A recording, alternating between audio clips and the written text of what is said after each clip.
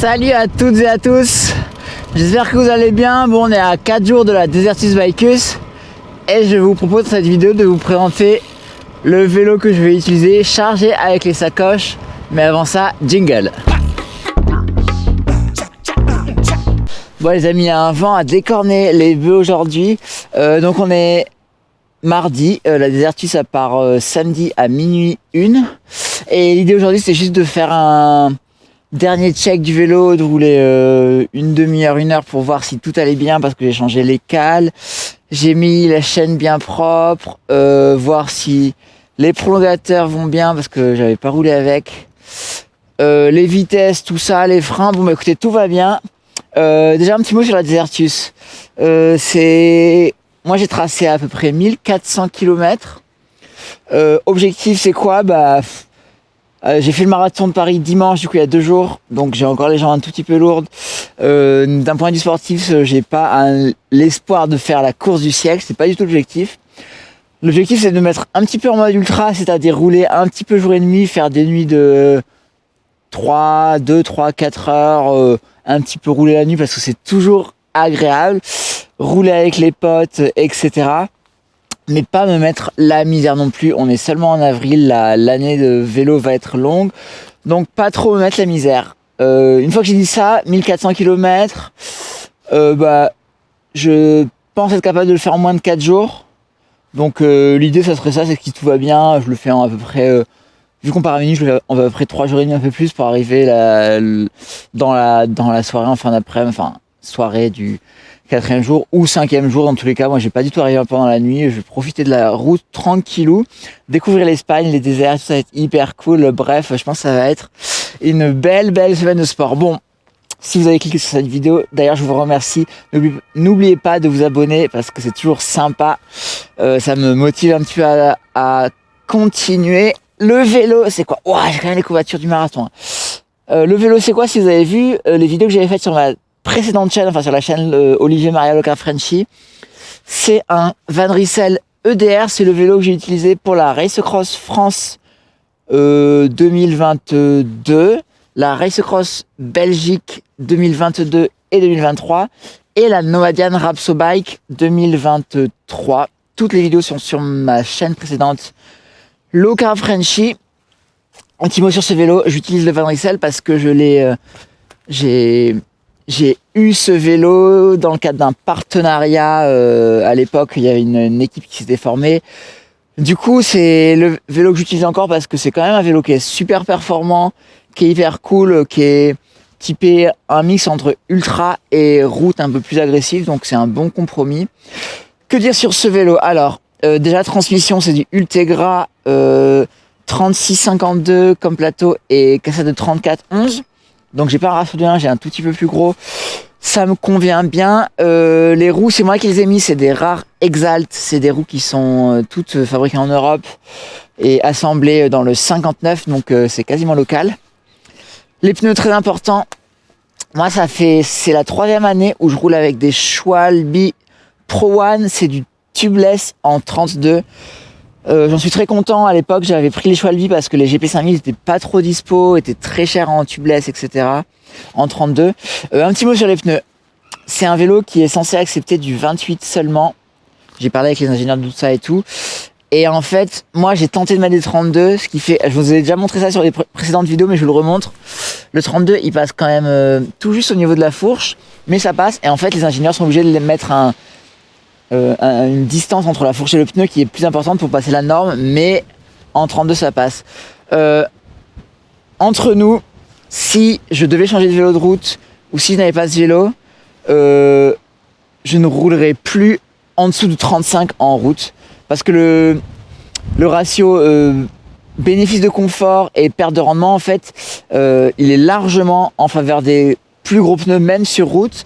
Je voulais faire une vidéo à ce propos, j'ai pas encore eu le temps de le faire, du coup je la ferai.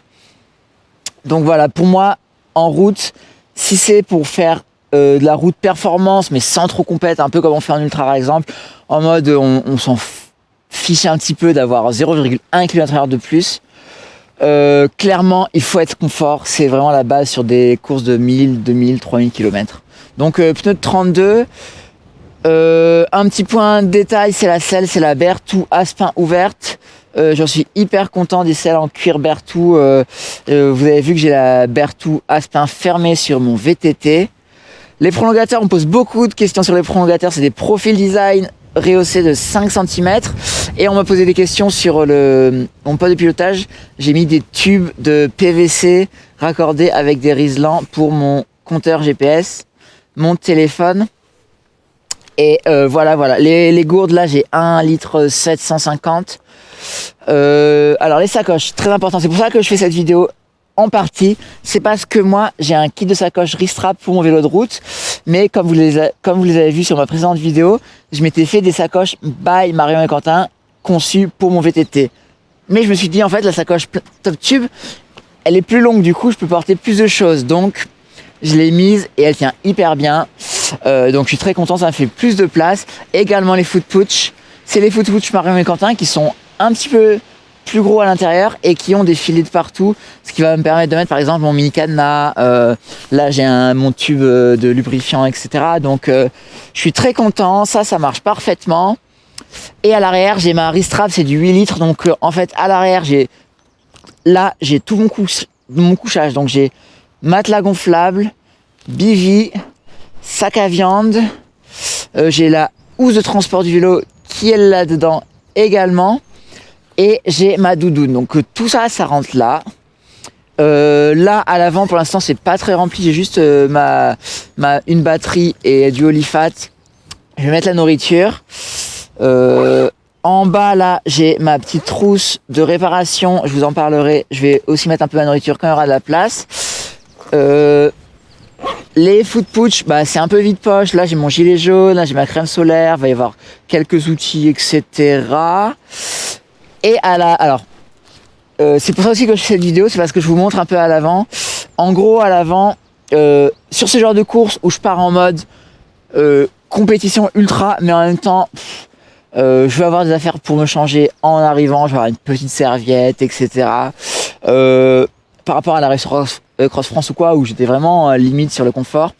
Là, en vrai, on y va quand même tranquille. Après, je me passe quelques jours à Lisbonne avant de rentrer en France en bus et en train, très important.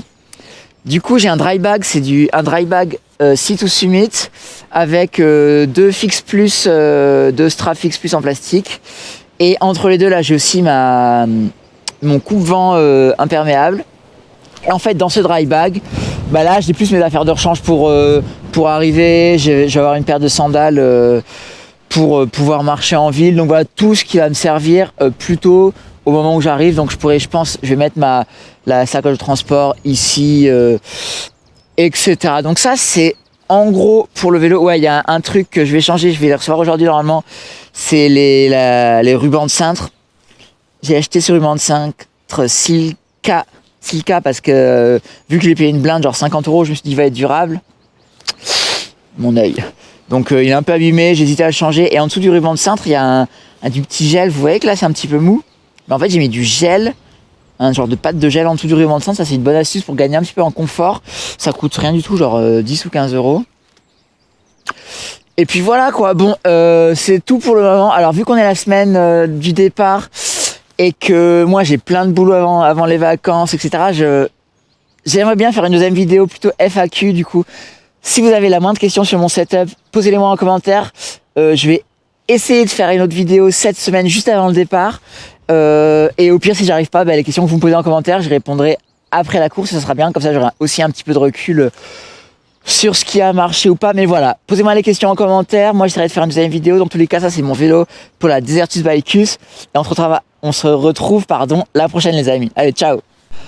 Bon allez, petit bonus, je m'aperçois que j'ai oublié de parler de 2 sujets sur ce vélo. Le premier c'est les pédales capteurs de puissance, c'est les Assioma Duo. Ça fait bientôt 4 ans que je roule avec des capteurs de puissance. Alors personnellement je ne peux plus m'en passer. Je voulais faire une vidéo à ce sujet qui aurait pu s'appeler « Pourquoi c'est à la fois indispensable et inutile les pédales capteurs de puissance en ultra ». Si le sujet vous intéresse, dites-moi en commentaire, je vous ferai la vidéo sur ce sujet. Mais moi perso, c'est une donnée que j'aime énormément et je peux plus trop m'en passer. Le deuxième, c'est au niveau du lubrifiant, où là, j'ai tenté la cire solide Silka. C'est la première fois que je parviens à peu près à graisser pour de vrai la chaîne avec la cire solide Silka. Parce qu'en fait, le truc, c'est que la chaîne, elle devient, quand on la sort du bain de cire solide, elle devient extrêmement dure. Mais en fait, il faut bien bouger les maillons un par un pour rendre la chaîne un petit peu moins solide pour pouvoir la mettre bien sur le vélo. Bref, j'ai envie de tenter la Desertis avec la chaîne Silka plutôt que le Skirt. On va bien voir si ma transmission est en meilleur état après 1400 km. Bon, cette fois-ci, c'est la vraie fin. Ciao les amis, prenez soin de vous.